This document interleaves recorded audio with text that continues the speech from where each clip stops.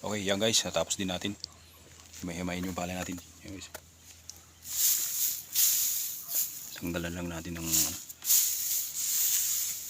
yung mga dahon-dahon ng palay na hindi kanina tanggal. Tapos nito, bibilad din natin ulit.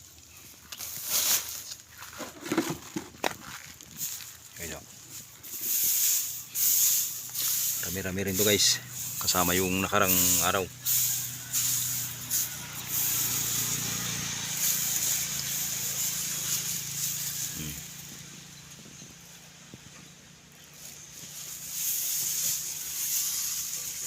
Dagdag din sa